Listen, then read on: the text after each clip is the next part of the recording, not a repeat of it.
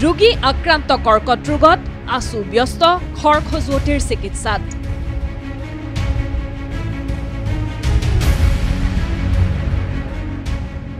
বৰাকক বাদ দিয়াৰ ৰাজনীতিত চামিল কিয় আছু?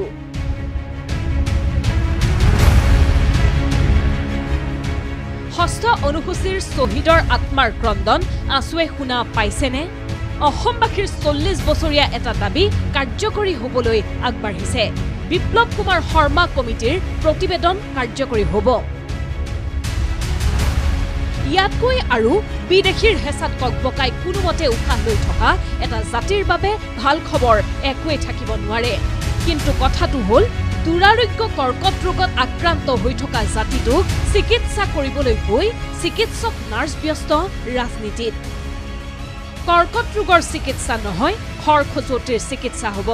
বিৰাট উথপ লগাইছে আছুৱে। আছুৰ ভূমিকাক লৈ সৰব বিভিন্ন দল সংগঠন। খৰ খজুৱতিৰ চিকিৎসাত হাত উজান দিবলৈ গৈ অসমখনো যেন ভাগ ভাগ পৰিছে। ৬ নম্বৰ দফা প্ৰযোজ্য নহয় বৰাকত, প্ৰযোজ্য নহয় ষষ্ঠ অনুসূচীভুক্ত এলেকা। আছুৱে হয় ভৰ দিছে, হাত চাপৰি বজাইছে। সাংবিধানিক ৰক্ষা কবচ পাবলৈ আন্দোলন কৰা বৰাকবাসীয়ে নাপায় বিপ্লৱ কুমাৰ শৰ্মা কমিটিৰ প্ৰতিবেদনৰ সুবিধা। ইয়াতে ক্ষুণ্ণ বৰাকৰ প্ৰাক্তন আছু নেতাকৰ্মী। আছুলৈ প্ৰশ্ন, ভাগ ভাগ কিয় কৰা হৈছে?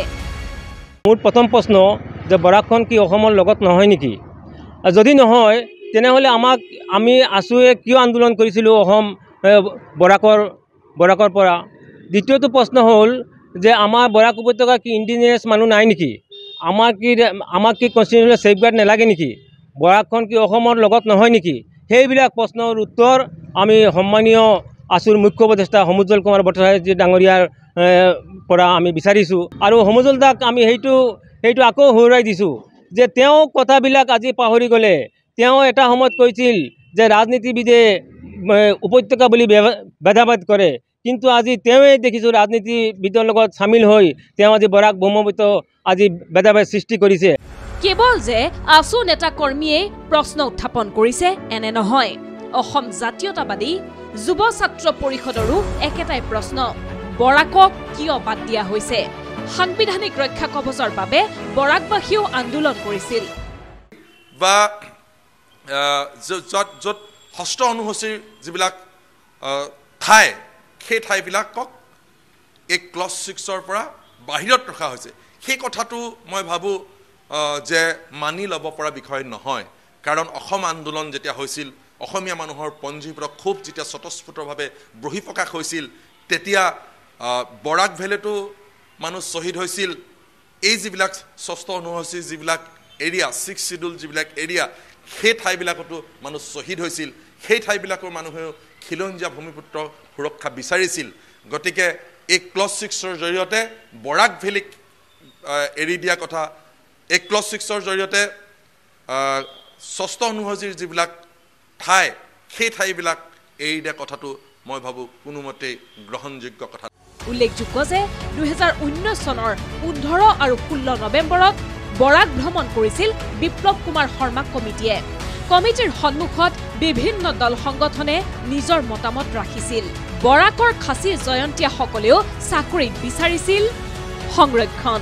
স্থানীয় খিলঞ্জীয়া লোকে 100% চাকৰিৰ সংৰক্ষণ বিচাৰিছিল। সেই পৰামৰ্শবোৰো প্ৰতিবেদনত আছে। এতিয়া কোৱা হৈছে বৰাকত প্ৰযোজ্য নহয় এই কমিটিৰ প্ৰতিবেদন, আৰু আছুৱে দিছে হয় ভৰ। কিয় হয় ভৰ দিলে প্ৰশ্ন কৰা হৈছিল আছুৰ ভাৰপ্ৰাপ্ত সাধাৰণ সম্পাদকক। বৰাকৰ বিভিন্ন সংগঠনে বিপ্লৱ শৰ্মা আয়োগৰ সন্মুখত তেওঁলোকে পৰামৰ্শ আগবঢ়াইছিলে। খাচী জয়ন্তীয়া, মণিপুৰ, এনেধৰণৰ বিভিন্ন যিবিলাক খিলঞ্জীয়া লোক আছে তেওঁলোকক ক'ৰবাত ওলাই কৰা হৈছে নেকি যদি তাৰ বৰাকত এই চুক্তি মানে ৰূপায়ণ নহয়? নহয়, এই চুক্তিখন, এই বিপ্লৱ শৰ্মা কমিটিখনৰ প্ৰত্যেকটো মানুহজন, প্ৰত্যেকটো অঞ্চলৰ পৰা তেওঁলোকৰ পৰা পৰামৰ্শ লোৱা হৈছে, আৰু এই পৰামৰ্শ লৈহে প্ৰতিবেদনখন জাৰি কৰা হৈছে। আৰু এই প্ৰতিবেদনখন জাৰি কৰাৰ পিছত অসম চৰকাৰক তেওঁলোকে দিয়া হৈছে, দাখিল কৰা হৈছে। আৰু 4 বছৰ হৈ গ'ল। 4 বছৰ তেওঁলোকে পলম কৰিছে, আৰু 4 বছৰ তেওঁলোকে আলোচনা কৰা নাই।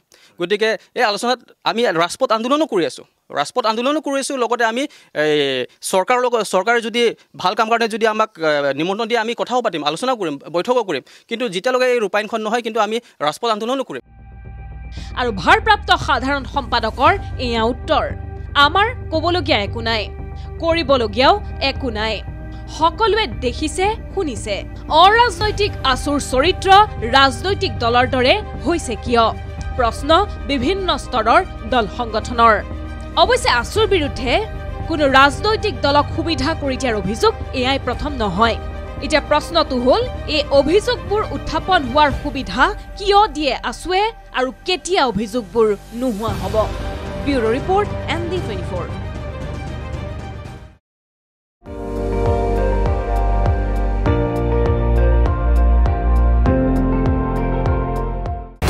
আপুনি চাই আছে ND24 সৰ্বশ্ৰেষ্ঠ নহয় সৰ্বোত্তমৰ দৌৰ